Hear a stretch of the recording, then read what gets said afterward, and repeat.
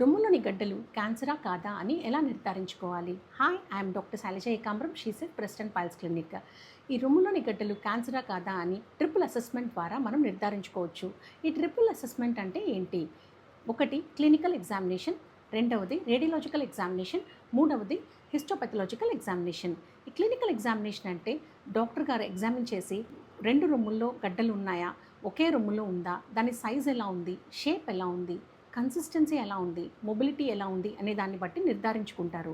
రెండవది radiological examination. ఈ radiological ఎగ్జామినేషన్లో అల్ట్రాసౌండ్ అనేది లెస్ దెన్ 35 ఇయర్స్ వాళ్ళకి చేస్తూ ఉంటారు. గ్రేటర్ దెన్ 35 ఇయర్స్ వాళ్ళకి యూజువల్గా మ్యామోగ్రామ్ సజెస్ట్ చేస్తూ ఉంటాం. దీన్ని బట్టి మనం ముక్క పరీక్ష చేసుకోవాలా లేదా అనేది ఒక నిర్ధారణకు వస్తూ ఉంటాం. మూడవది హిస్టోపెథలాజికల్ ఆర్ సైటలాజికల్ ఎగ్జామినేషన్ అంటాం.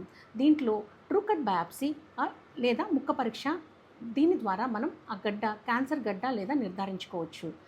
ఎఫ్ఎన్ఏసి అంటే సూది పరీక్ష ద్వారా మనం నిర్ధారించుకోవచ్చు. ఈ పై 3 విధానాలను బట్టి మనం ట్రిపుల్ అసెస్మెంట్ ద్వారా మనం క్యాన్సర్ని కనుక్కోగలము. ఈ ట్రిపుల్ అసెస్మెంట్ ద్వారా రొమ్ములోని గడ్డని క్యాన్సరా కాదా అని నిర్ధారించుకోవచ్చు. So early detection saves the lifes. Fight against the breast cancer. Take care of your self.